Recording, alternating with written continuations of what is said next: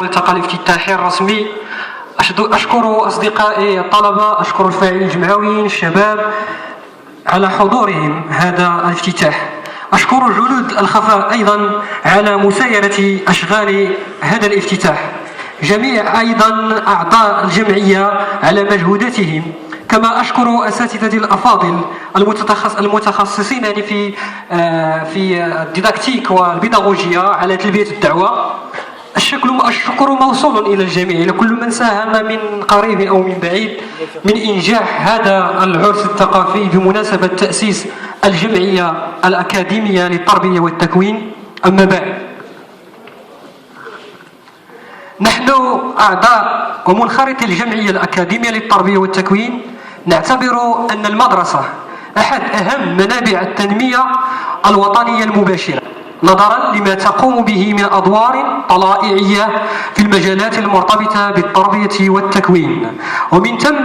تأطير الناشئة وتوجيهها بغية المشاركة الفعالة والبناءة في تدبير الشأن العام الوطني، سواء من داخل المؤسسات أو عبر فعاليات المجتمع المدني، باعتباره شريكا أساسيا في بلورة سياستها التربوية، أو باعتباره شريكا أساسيا في بلورة سياستها التربوية الهادفة للرقي بمرتبة الدولة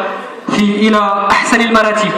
ومن ثم تحسين مستوى الاجتماعي للمواطنين، وبالتالي ترقية درجة وعيهم تأسيسا على روح المواطنة الذي نسعى ونطمح إليه في الجمعية الأكاديمية للتربية والتكوين، التي تحمل مقاربة تشاركية بين كل مجتمعات الجسم التربوي بالمغرب، انطلاقا من الأسرة ومرورا بالمدارس والجامعات ومؤسسات التكوين المهني وحتى المعاهد العليا المتخصصة وكذلك المدارس الخاصة. إذن كل هذه المؤسسات هي نواة أساسية التي يعول عليها في مختلف دول العالم كما تعلمون، من أجل بناء صرح ديمقراطيتها التنموية وكذا السوسيو-اقتصادية، الأمر الذي ينبغي الاعتماد عليه قصد التشبع بقيام المواطنة الحق عصبها، وهذا ينبغي أن يتكلل من طبيعة الحال باستحداث منهجية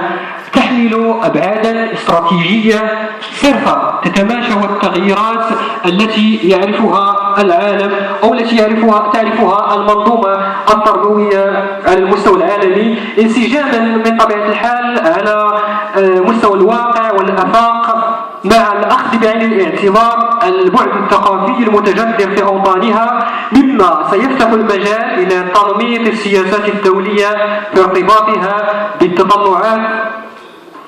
التي نتوخاها جميعا، بناء على أبحاث ميدانية معبرة عن اختيارات المواطنين، مما سيجعله حكما وساهما في تفعيل آليات وبرامج التربية والتكوين بشكل أنجع وأصلح، بعيدا عن المزايدات السياسية الحزبية الضيقة. برامج تستجيب لمعايير التنمية الممكنة انطلاقا من الموارد المالية والبشرية واللوجستيكية، لضمان حسن تطبيقها على أرض الواقع، وتحقيق أيضا مغربة المؤسسات التعليمية، واعيا منا نحن فئة شبابية مدنية طلابية ومن لديهم غيرة في مسايرة هذا التحول الذي يعرفه وطننا. نوجه طلبنا هذا إلى كل من لديه غيرة على أن ينخرط معنا بشكل جيد بشكل فعال، ومن ثم سيساهم أيضا في تجسيد الميثاق الوطني للتربية والتكوين، أيضا خلق فضاء طلابي من خلاله سيجد الطالب فضاء سيجد فيه ذاته عبر صقل مواهبه وإمكانياته، وتجاوز كذلك العوائق التي قد تصادفه قبل وأثناء وحتى بعد الدراسة، كما أشاروا إليه الإخوان في البداية. الجمعية الأكاديمية للتربية والتكوين أخذت وستأخذ بعاتقها إن شاء الله وبكل مسؤولية والتزام مواكبة البرامج التعليمية وفق التكوين، وفق دورات تكوينية ودعم لجميع المستويات، محاضرات، ترشيد ثقافي، رحلات، مخيمات، فضاء سيجد فيه الطالب والذي ليس يعني له غيرة وعنده غيرة في هذا البلد الحبيب، ولن يتأتى هذا إلا عبر بطبيعة الحال خلق شراكات مع الجمعيات والمنظمات الوطنية ولما لا الدولية المهتمة بمجاله، من أجل انخراط بشكل إيجابي وفعال لتجسيد روح المبادرة الخلاقة وروح الإبداع. كل من موقعه إن رغبتنا الأكيدة تتجلى في تأسيس الجمعية الأكاديمية للتربية والتكوين جاءت استجابة للواقع الذي يعيشه الطالب والتلميذ المغربي، والذي تستدعي الوقوف وقفة رجل واحد للتصدي لعملية الانتظار والبحث عن حلول ملائمة بكل التطلعات. في الأخير أقول لكم إن الجمعية فتحت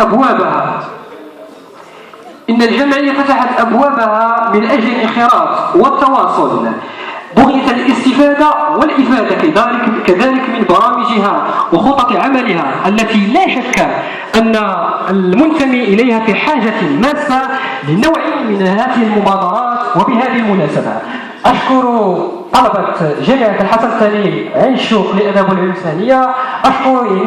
طلبة المتمثلين في الجامعة كلية الآداب والإنسانية، طلبة، أساتذة، تلاميذ، شباب، فاعلين جمعويين على تشريفهم لحضورنا